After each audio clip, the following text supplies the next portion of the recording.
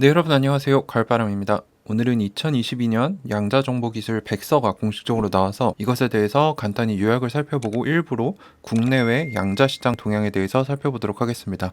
이건 이제 우리나라에서 공식적으로 낸 백서이기 때문에 공식적으로 양자시대는 온다는 점이 인정이 됐다는 점에서 의의가 크다라고 얘기를 할 수 있을 것 같습니다. 네, 요약으로 보자면은 12월 31일에 뭐 어디서 나왔는지는 크게 중요하진 않을 것 같은데 과학기술정보통신부 및 뭐 기타 조직들과 함께 양자통신, 양자센서, 양자컴퓨팅 3대 양자 분야이죠. 이 양자정보기술 전 분야를 포괄해서 통합 집대성한 양자정보기술 백서가 나왔습니다.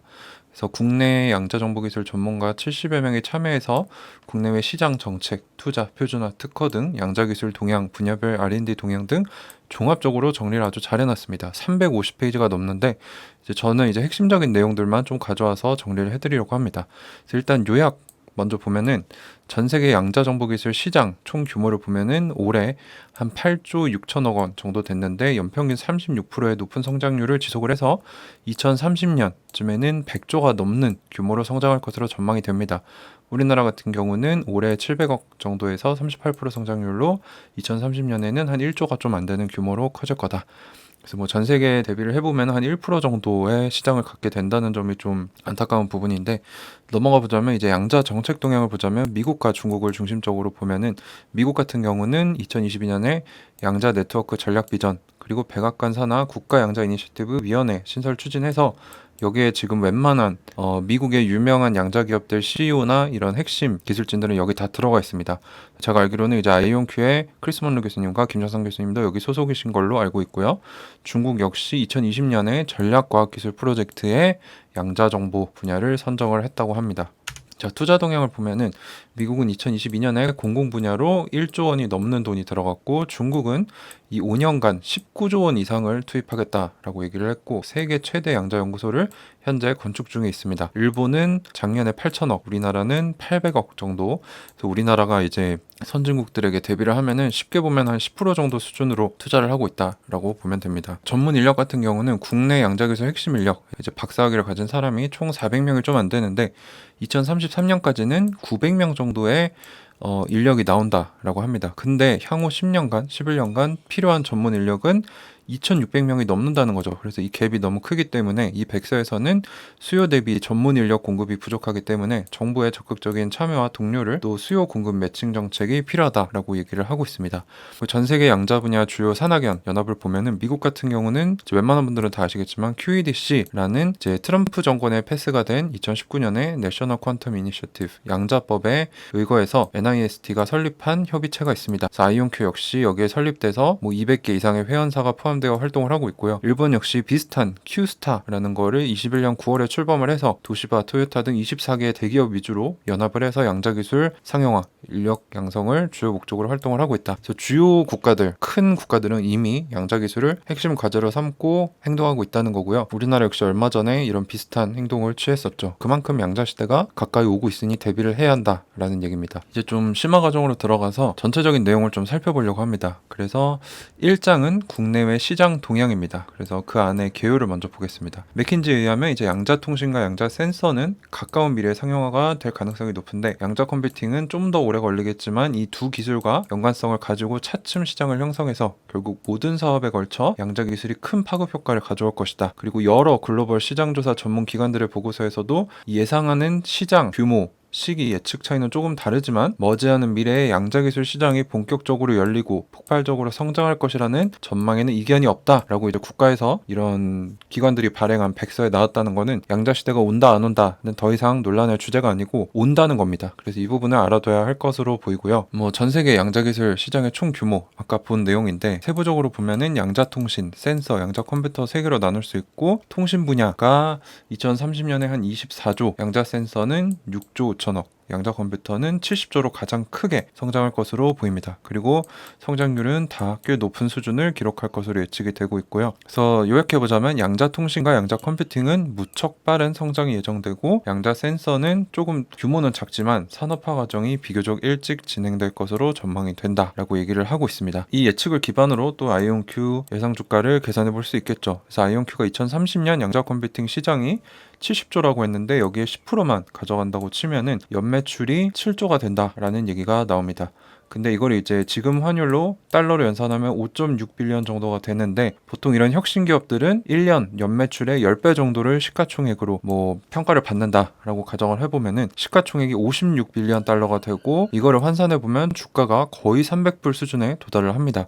그래서 이게 불가능하다라고 얘기하시는 분들이 계시는데, 저는 충분히 가능하다고 믿는 게, 이 아이온큐 시가총액이 이때 60빌리언이 좀 안 된다고 했죠. 비슷한 IT 기업들의 현재 주가를 보면은 델이 30빌리언, 인텔이 120, IBM이 130, 엔비디아가 365빌리언 정도가 됩니다. 아이온큐가 목표로 삼는 거는 차세대 엔비디아죠. 못해도 지금 경쟁사인 IBM 시총까지만 가도 이것보다 더 상승 여력이 있다는 겁니다. 그리고 정말 안 됐을 때 뭐 델 정도 수준으로 30빌리언만 가도 나누기 2죠. 30빌리언이니까.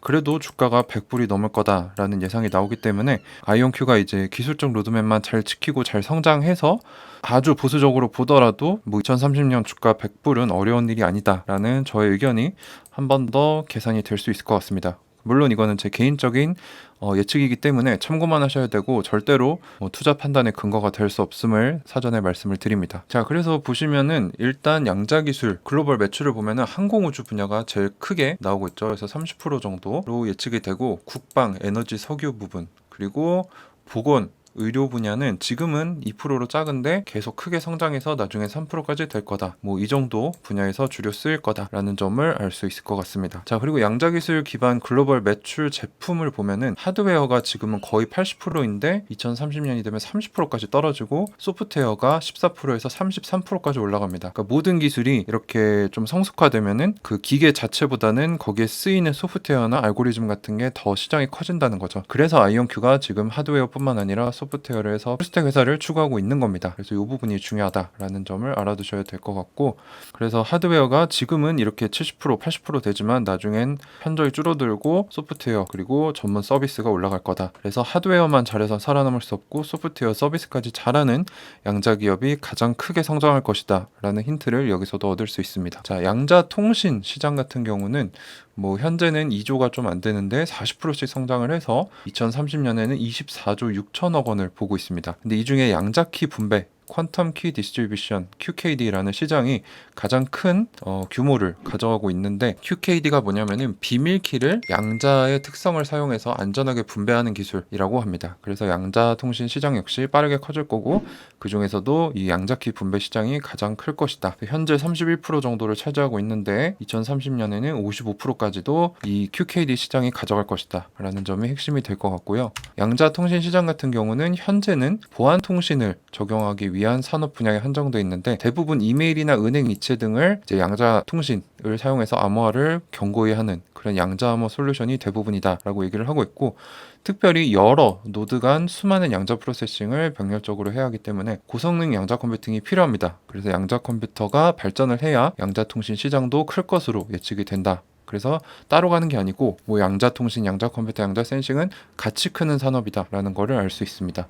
그래서 양자 하드웨어가 먼저 성숙화가 되면은 시간이 걸리겠지만 그 이후에 양자 통신, 소프트웨어 시장 역시 크게 커질 것이다. 서로 영향을 미친다는 겁니다. 그래서 현재는 이 양자 통신 시장의 주요 산업 수요가 보이는 곳이 보건의료, 뭐 그런 종합병원 같은 곳이겠죠. 그리고 은행, 금융, 보험사, 아무래도 돈을 만지는 곳 쪽이 가장 큰 산업 수요를 보여주고 있다라고 하고 있습니다. 그리고 다음 양자 센서 시장 동향입니다. 양자 센서는 현재 2조 원이 안 되는데 뭐 연평균 성장률도 16% 정도, 2030년에 6조 5천억을 보고 있는데, 현재 가장 큰 시장은 양자 자기 센서입니다. 그래서 퀀텀 매그네틱 센서라고 해가지고 양자를 사용해서 자기장을 정밀하게 측정하는 장치를 얘기를 하는 것 같은데, 전 세계 양자 센서 시장의 93%나 차지를 하고 있습니다. 이거는 1세대 기술이고, 2세대 기술에는 이제 중력, 다이아몬드, NV 센서 등 다양한 센서들이 고도화돼서 나올 거라는 거죠. 그래서 현재는 이 양자 자기 센서가 가장 큰 시장인데, 앞으로는 이게 줄어들고 중력, 다이아몬드, NV 센서 등 이 바이오 이미징, 통신, 항해, 환경 인프라 모니터링, 지리 측량 등등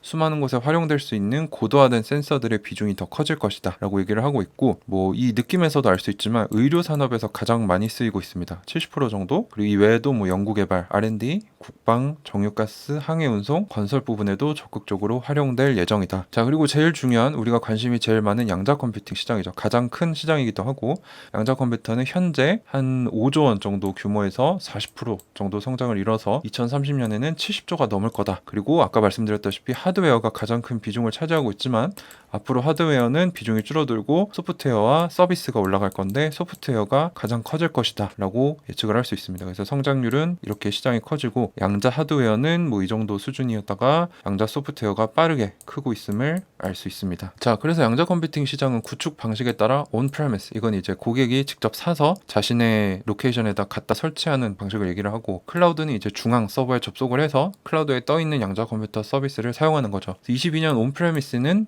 5천억 규모, 클라우드는 4조 5천억 규모인데 각각 36%, 39%로 성장해서 온프레미스는 2030년에 6조 정도 규모, 클라우드는 64조 원 규모 로 봐서 클라우드가 온프레미스의 10배 정도로 커질 것이다 라고 예측을 하고 있습니다. 이 둘의 다른 점은 온프레미스 같은 경우는 사서 직접 설치를 해야 되기 때문에 구매, 하드웨어 소프트 업그레이드, 부품, 유지관리 등등 비용이 크게 발생하겠죠. 하지만 이걸 하려면 그 고객이 자체 내부 인력을 갖춰야 하기 때문에 전문성을 갖출 수 있게 되고 자신들의 요구사항을 좀 더 정확히 파악하고 적용할 수 있다. 그리고 프라이빗하게 사용할 수 있기 때문에 좀 더 보안적인 부분, 그리고 자기가 원하는 답을 원하는 시기에 얻을 수 있다라는 장점이 있습니다. 반면에 클라우드는 중앙에 접속을 하기 때문에 비용이 적게 들지만 보안 문제가 있을 수 있고, 사용자가 개발한 알고리즘을 테스트해본다 하면은 클라우드 공급업체에게 무방비로 노출이 된다. 그래서 요거는 이제 클라우드는 시도해보는 느낌, 온프레미스는 진짜 전문적으로 사용해보겠다 이런 느낌입니다. 그래서 구축 방식의 장단점에 따라 사용자들이 알아서 고려를 할 것이고 어떻게 전개될지는 이것에 따라 달라질 것이다 라고 예측을 하고 있는데, 제 생각에는 온프레미스 시장이 너무 작게 나타난 것 같습니다. 이제 하이브리드 컴퓨팅이 뜨고 있죠. 슈퍼컴퓨터, 고전 컴퓨터에 GPU, QPU까지 같이 연결해서 쓸 건데 거기서 발생하는 온프레미스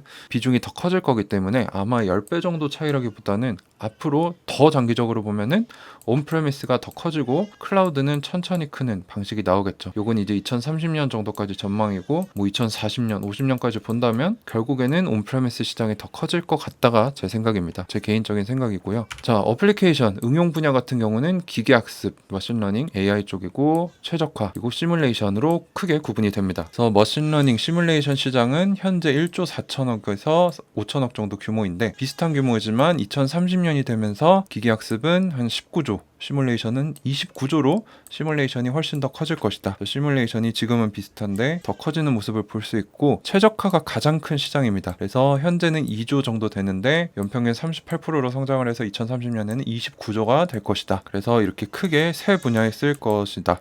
기계학습은 이제 AI의 발전 부분, 최적화는 이런 어떻게 하면은 더 효율적으로 비행기나 차량을 배치할 것이냐, 어떻게 물류를 효율적으로 할 것이냐, 이런 것들이고, 또 시뮬레이션은 신약 개발, 신자재 개발을 위한 분자단의 시뮬레이션, 이런 것까지 얘기를 합니다. 이렇게 보시면 될 것 같고, 양자 컴퓨팅 산업 수요가 현재 가장 큰 분야는 보건의료와 은행, 금융, 보험, 그리고 정부 공공안전, 국방우주 정도가 되겠습니다.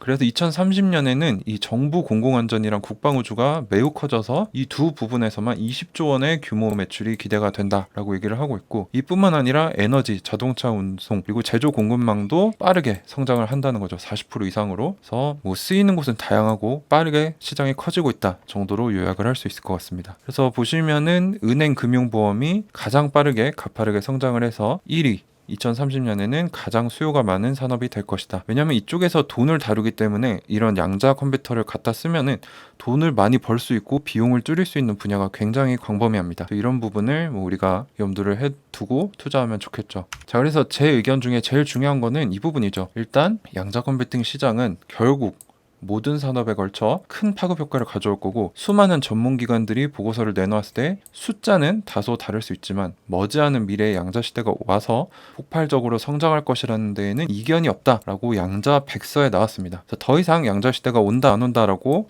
비관적인 시선을 가지기보다는 올 것인데 얼마나 크고 파격적으로 올 것이냐가 우리의 관심이 된다는 거죠. 제 개인적으로는 지금 하락장의 단기 주가 변동성을 흔들리기보다는 매일매일 주가 볼 필요가 없다는 겁니다. 장기적으로 양자 기술이 잘 발전돼서 잘 상용화가 되는지, 그리고 이렇게 된다면 어떤 기업이 제일 치고 올라가서 선도가 될 것인지를 판단을 해야 거기에 투자해서 큰 수익을 낼 수 있겠죠. 그래서 이 부분이 좀 더 중요하다고 생각하기 때문에 저는 지속적으로 기술과 시장에 대해서 공부를 하고 매일 제가 투자하고 있는 기업의 주가를 바라보지는 않고 있습니다. 아침에 일어나서 한번 보는 정도지 밤에 계속 보거나 이렇게 하는 거는 심적으로나 육체적으로도 좋지 않기 때문에 그런 것들은 좀 하지 않으시는 게 좋겠다라는 게 제 개인적인 생각입니다. 네, 그래서 오늘 2022년 양자정보기술백서 일부 국내외 시장 동향에 대해 말씀을 드렸고, 공식적으로 양자 시대는 온다는 점이 백서에 명시가 됐다라고 말씀을 드리고요. 앞으로 시간 될 때마다 이 양자 백서에 대해서 핵심 내용들을 좀 정리해서 전달을 드리도록 하겠습니다. 네, 오늘도 긴 시간 끝까지 시청해 주셔서 감사합니다. 가을바람이었습니다.